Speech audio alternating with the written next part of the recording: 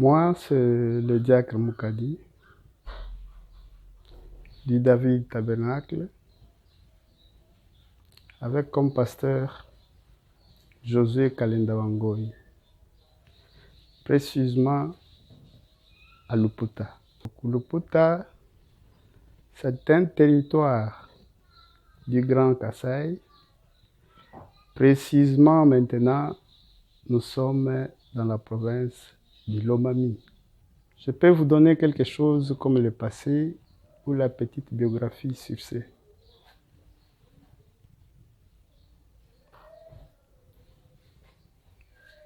C'est depuis 1961 que je suis né. J'ai évolué sur Luputa. Dans mes études, j'avais de grandes ambitions. Je voulais partir de là vers les études universitaires. Avec quoi comme objectif? Je voulais faire l'agronomie dans son plafond. Qu'est-ce que je veux dire? Mon ambition était que je fasse les études à Kisangani et je traverse le pays, précisément au Mexique. Alors, en 1982, j'ai terminé mes études secondaires. Alors, c'est le moment que je pensais maintenant exploiter mon ambition sur le point des études. Alors, Dieu merci, dans l'an 1983, quelque chose commençait à appeler dans mon cœur. C'était quoi?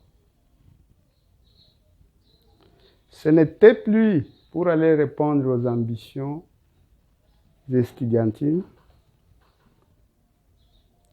Cette fois-là, c'était une profondeur qui m'appelait. Je me disais, c'est quoi? Je me recherchais. Et cela me poussait toujours à croiser Christ. Comment les croiser? Précisément où? Effectivement, j'ai commencé à me déambuler ça et là. Je n'étais toujours pas satisfait.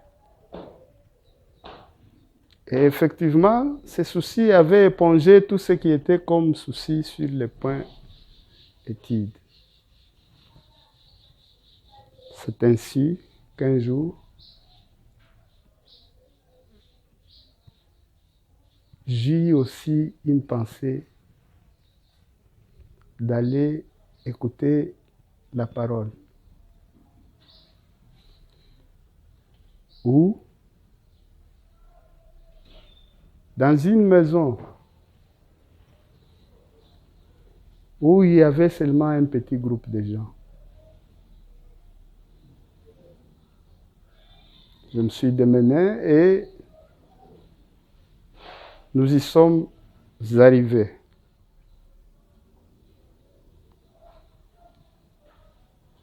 Et c'était quoi? Et c'était qui? C'était l'homme de Dieu, Josué Kalenda Wangoyi, qui avait la parole, qui prêchait la parole. Et c'était le message. En ce temps, nous ne connaissions même pas le message, c'est quoi? Toujours à Luputa. Toujours à Luputa. Le message, ça va nous amener où? Mais il y avait une profondeur en moi qui ne cessait de dire que ça, c'est la vérité. Et quand j'ai donné mes oreilles à la prédication du pasteur Josué Kalenda Wangoi, en moi, s'est développé davantage. En moi, s'est développé davantage un souci de croire ce message là-bas. Le message, c'est quoi? On ne savait quoi en ce temps-là. Plus qu'on écoutait le message avec le révérend Kalenda Wangoi, c'est alors que j'ai compris que le message, c'était très délicat pour moi, puisque nous avons reconnu que c'était un message envoyé à l'épouse pour préparer sa vie face à la seconde venue du Seigneur. Suivant la parole, la soif qui était en moi était étanchée. Plus que je suivais la parole, plus que je me sentais très bien et plus que je laissais tomber toute autre ambition.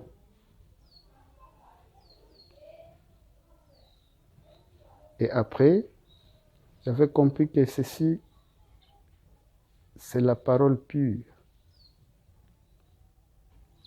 Aucune chose ne pouvait encore prendre mon cœur si ce n'est ce message là-bas. C'est ainsi qu'en 83, au mois de février, le 23, j'ai pris la décision de suivre Jésus-Christ. Ce que je veux dire, j'étais baptisé au nom du Seigneur Jésus-Christ. Et à partir de là, ma vie spirituelle a commencé à partir du négatif vers le positif. Cette fois-là, c'est toujours Kanyama. Donc vous avez écrit le message à Kanyama? À Kanyama toujours. Alors, je ne pouvais plus me défaire du message. Surtout que j'avais trouvé que pour moi, c'était le seul trésor que j'avais croisé. Mieux fallait vendre les ambitions autres. Mieux fallait vendre tout ce que je pouvais avoir pour suivre le message. Alors, à partir de cette date-là, ma vie spirituelle est partie. Toujours à Kanyama,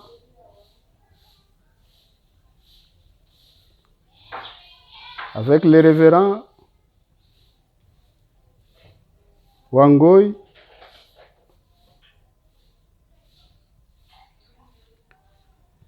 nous avons évolué. Parti du salon où on était, nous avions construit un hangar.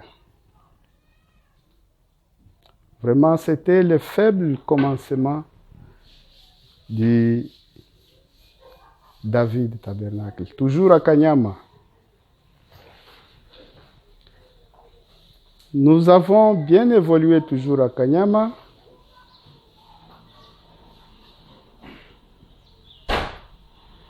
Et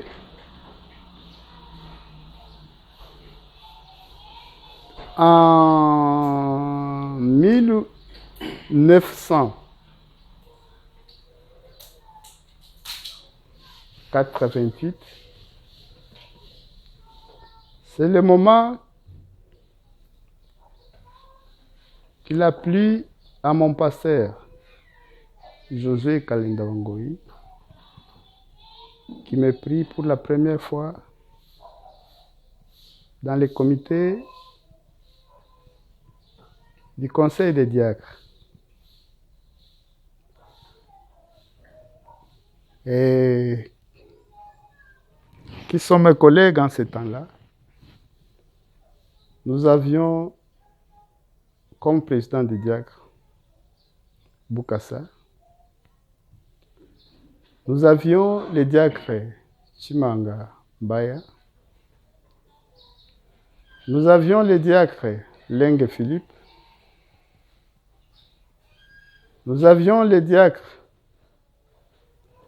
Kanyinda, qui nous a déjà quittés sur cette terre et nous a devancés. Et enfin, c'était moi. C'est alors que j'ai commencé à assumer les diagonats au David Tabernacle, toujours à Kanyama. Bien parti, le moment est venu de l'exode. Nous devions partir de Kanyama vers le Puta. C'était en quelle année? En 1992,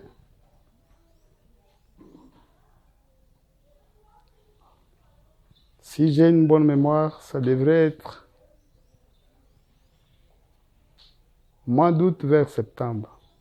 Nous partîmes de Luputa et de Kanyama vers Luputa. C'était pénible, mais il fallait qu'on fasse cet exode là-bas. Nous sommes arrivés à Luputa sur un milieu qui était pour nous étrange. C'était quoi la motivation pour quitter le Kanyama, venir à Luputa? Vous avez décidé ainsi pour quitter ce lieu-là où il y a une motivation? Oui. Ça a commencé par les troubles géopolitiques.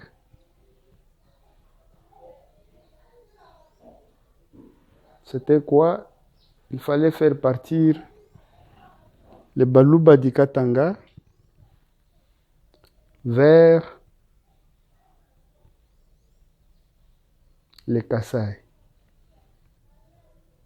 Mais notre église était cosmopolite. Toute espèce de tribu y était. Quoi faire pour les autres? Ceux qui avaient aimé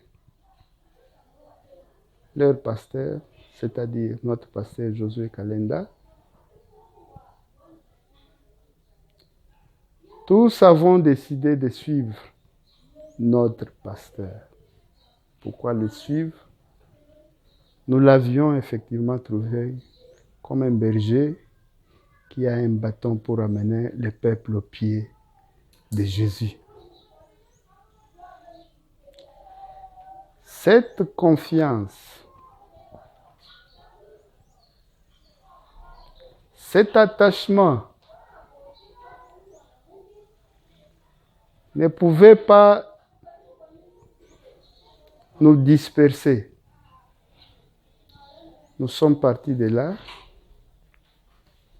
tous presque. Même ceux du Katanga. Ils sont partis aussi ensemble avec le pasteur. C'est ainsi que nous sommes arrivés sur le Puta. Bien que c'était pénible, le débit là-bas, Dieu était pour nous. C'était difficile, l'exode. Mais nous, l'Éternel, notre Dieu, nous avait soutenus. Nous avons fait péniblement l'exode, mais nous avions été bien assurés par la mer Aigle sur le Puta. C'est ainsi que nous habitâmes les contrées de Luputa. Et nous étions dispersés ça et là sur le Puta. Dieu aidant, il a inspiré notre pasteur. Il a trouvé bon que nous soyons un peuple qui a son milieu. C'est ainsi qu'on aura un camp où tout le monde avait construit.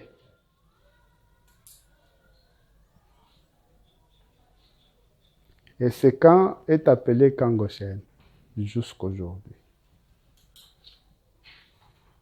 Et à partir de là, nous avons eu la chance d'expérimenter tant de choses avec notre Seigneur sur le contrée de l'Équateur. Nous y sommes jusqu'au moment. Et alors,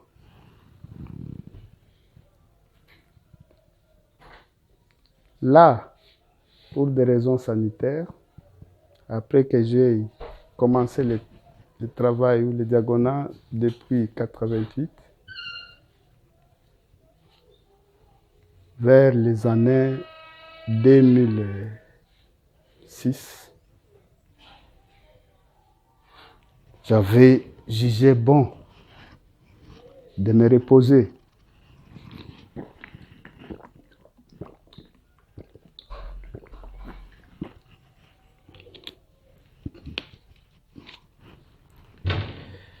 Et il y a eu encore un comité autre qui avait pris relève,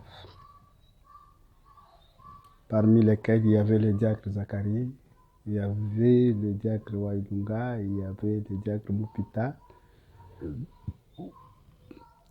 il y avait beaucoup de diacres, pendant que moi j'avais déjà pris le repos. Ensemble avec ces diacres, nous étions tous autour du pasteur et on évoluait sans difficulté aucune. C'est bien et c'est beau d'habiter ensemble. À partir de cela, nous avons été inspirés de beaucoup de choses et avions donné raison à notre pasteur, José Kalinda Wangoi, qui avait eu cette inspiration-là. Jusqu'en ces jours, David Tabernacle évolue très bien. Après un moment, le pasteur a dit non, tu t'es reposé, tu dois encore reprendre le bateau diagonal. J'ai repris le service diagonal jusqu'aujourd'hui.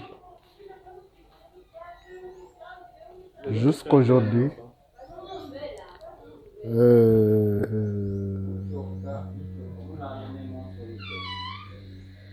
C'est en 2020 que j'ai repris,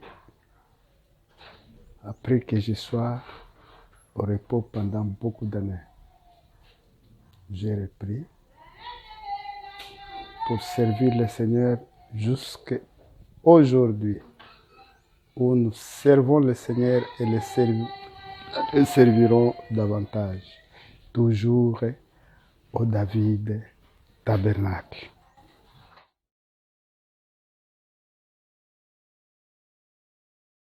Alors je disais, après que j'ai suivi les réunions sur le baptême du Saint-Esprit par le révérend pasteur, mon pasteur Josué Kalinda Wangoi, qu'est-ce que le Saint-Esprit et comment le recevoir? Il nous a enseigné sur ce, au point que je ne pouvais plus prendre en considération même le baptême d'eau. Il me fallait maintenant le baptême du Saint-Esprit. Après ces séries de prédications, il avait convoqué maintenant la réunion sur le baptême du Saint-Esprit. Tout celui ou celle qui était convaincu, qui voulait recevoir le Saint-Esprit, devait venir dans cette réunion là-bas. Et moi, avant même d'y aller, j'étais sensiblement touché. Je me disais au Seigneur, mais finalement, sans toi, je ne suis rien. Sans le Saint-Esprit, c'est rien. Je n'ai pas dormi. Et je connais ma décision quand je suis parti pour la prière. C'était quoi? Moi, c'est mon expérience. J'avais dit au Seigneur aujourd'hui, si tu ne me donnes pas le Saint-Esprit, alors je rentre dans le monde. Mais je ne pouvais pas rentrer puisqu'il devait toujours me donner le Saint-Esprit. Effectivement, cette soirée-là, j'avais vécu quelque chose. Comme c'était enseigné,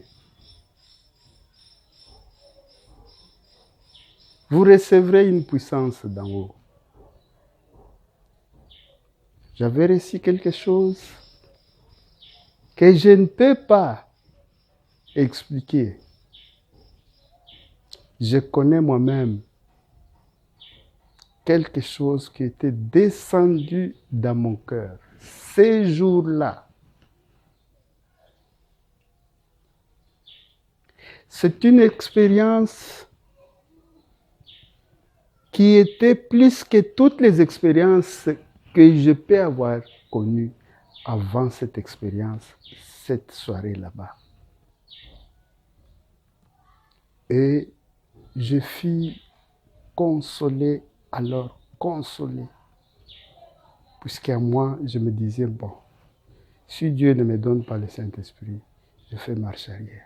Comme il voyait la décision qui était à moi, il ne pouvait pas. Une puissance d'en haut, le Saint-Esprit, qui dès lors a changé ma vie.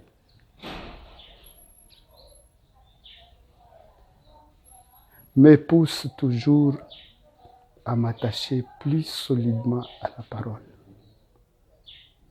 Et réellement, c'est un secours qui m'a aidé jusqu'aujourd'hui et même jusqu'au jour de l'enlèvement, puisque je connais bien la chose qui m'était arrivée cette soirée là-bas.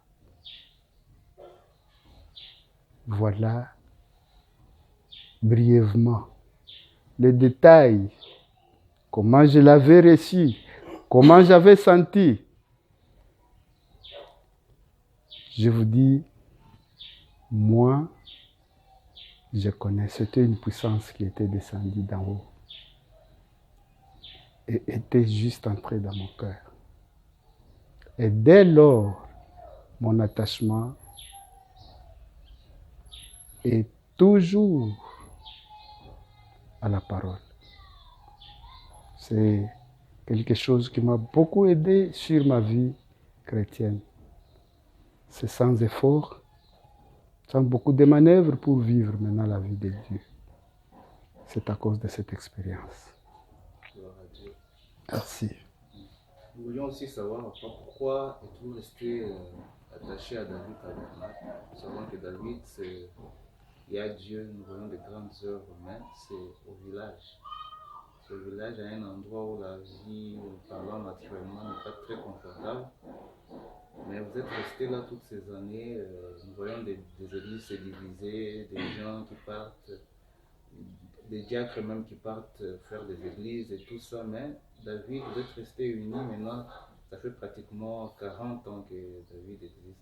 David Tabernacle, bien sûr. Mais vous êtes resté là.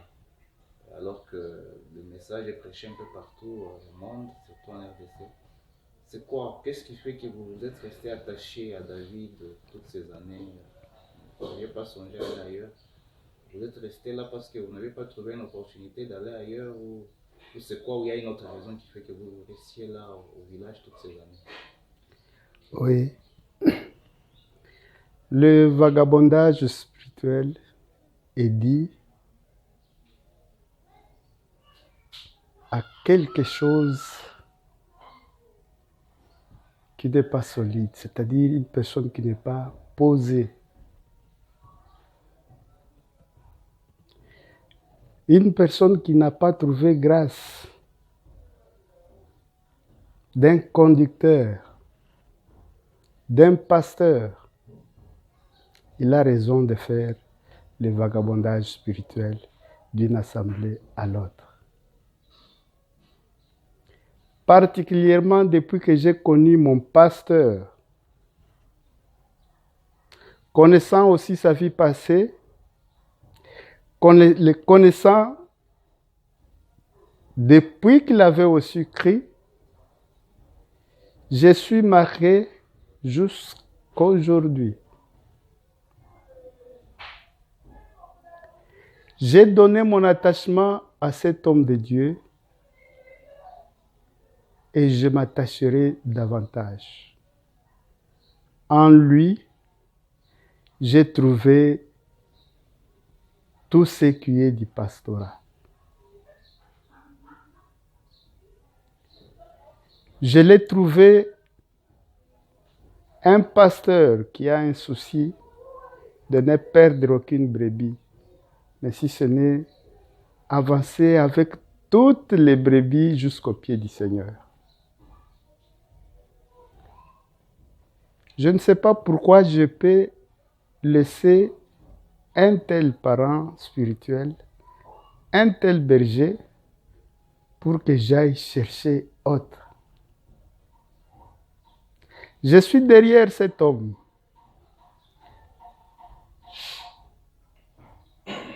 Jusqu'à ce qu'il me dira, partons du David Tabernacle, allons telle part. Oui. Mais tant qu'il est pasteur du David Tabernacle, précisément à Luputa, je serai derrière lui. Je ne trouve pas quelque chose qui peut m'attirer, me faire partir de lui, me faire partir du David. Tant qu'il est pasteur, pour moi, il est le seul que j'ai connu comme un père spirituel. Et en lui, j'ai vu toutes les vertus pastorales. Je le tiendrai et je serai derrière lui. Tant qu'il est pasteur du David, je ne peux pas faire le vagabondage spirituel. Voilà tout. Merci beaucoup à toi. Oui. On peut savoir un peu, parce que les gens, quelquefois, il y en a qui pensent que quand ils sont éprouvés, ils pensent peut-être que comment Dieu peut les laisser souffrir comme ça. Nous avons vu Dieu en vous, vous avez été un grand exemple pour nous. Mais qu'est-ce que vous pouvez nous dire un peu des épreuves? Est-ce que toutes ces années ici ont été toujours merveilleuses pour vous? Est-ce qu'il y a eu quand même des moments un peu difficiles pour vous personnellement et en particulier pour David? Parce que nous avons vu Dieu au David, est-ce que tout se passe toujours bien? Est-ce que vous pouvez nous parler même dans 3 minutes un peu des épreuves? Les épreuves, est-ce que ça a leur place parmi les enfants de Dieu ou parce qu'on a Dieu, tout va se passer comme si on voulait? Très loin de moi